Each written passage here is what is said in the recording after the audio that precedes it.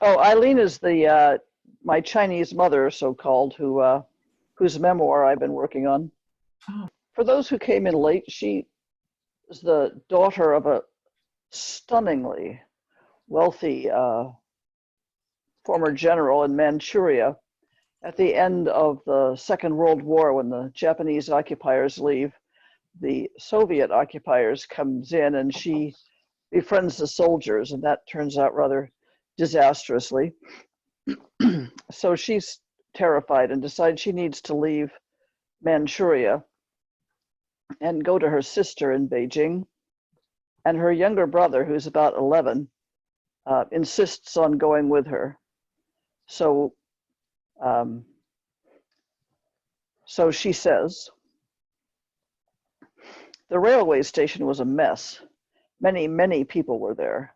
They just wanted to go one way, south, not north. Everybody wanted to go abroad. To the south, outside the Great Wall, out of Manchuria, is another China. People knew there was a government there, and Manchuria had no government. In Manchuria, there were no weapons, no armies, no soldiers, no police, no nothing. It was only Russians, and the Russians were busy robbing. So there was really a mess. When we got to the platform, the train was already full. They'd closed the windows and the doors. I knocked on the door and the window, and they said, "No room, no room." There really was no room. And I said, "You just pick up the boy. If there's no room, then I won't go. Just take the little kid." So they opened the window of the train. It was high, and they picked up my brother by the arms and pulled him inside. And then I put my arm through the window so they couldn't close it. They said, "Hey, but you want your arm?" I said, "Why wouldn't I want my arm?" They said, "Take out your arm. We have to close the window. More people will come and there's no room." I said, "Well, take me too." They said, "You said only the kid." And I said, "Who'll take care of him? Who'll feed him? Do you promise to take care of him, to feed him?" And they said, "Oh, you're a bitch, you sly cunt." If I didn't take out my arm, maybe more people would come by and try to open the window. So they pulled me inside. There really was no room. I couldn't touch the floor. I was just sitting on top of their shoulders. The people were crammed in like chopsticks, one against one. After that, the roof of the train filled with people. Many people died on that line. It was a long journey, and when they felt sleepy, they rolled off the top of the train, or they got sick. I was lucky I was inside. I don't know how long it was before the train departed. I think a long time passed. There was no timetable for the train. If it wanted to go, it would go. If it didn't want to go, maybe it would stay there a couple of days. Nobody knew, but at last it moved. And in the morning, when we woke up, it had stopped somewhere. Some people went outside to pee, and they said, "Hey, the head is gone." The engine was gone. And then everyone went out from the cars. We were the last two cars, and they dropped us there. I don't know where. It was quite near the Great Wall, I think. There was no village, no town, no hotel, nothing. So we walked.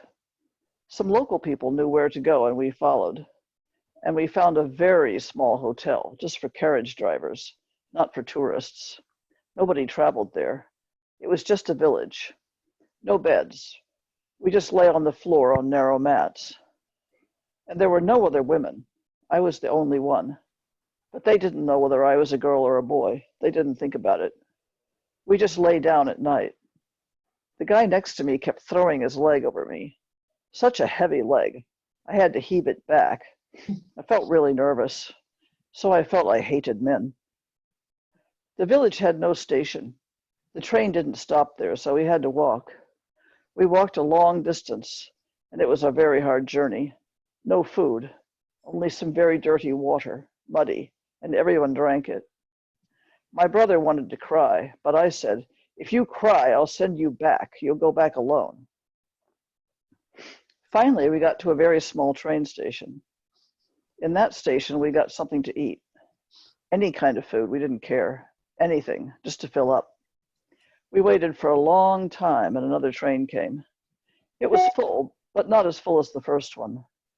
We got in, no problem. Just like you get on the bus now. We fought and we pushed. The train went to the gate of the Great Wall, and there we changed to another train. At that time, we didn't need a passport to cross the Great Wall. This train went right to Beijing, and from there the trains had timetables. The journey was difficult. Usually it was about 40 or 45 hours from Changchun to Beijing, but this time the trip took many days. The train stopped here and stopped there and everywhere for a long time. There was no water for washing and we slept on the floor. So we were very dirty. After we got to Beijing, we walked from the station to my sister's. If we'd had money, I think we would have taken a rickshaw.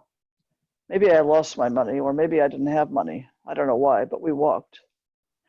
When we knocked on the door, my sister opened it and said, "Food is out." She thought we were beggars. And my brother cried and kicked and said, "Oh, food, I'm hungry, I'm hungry." So then my sister realized we were her sister and brother, and she took us in.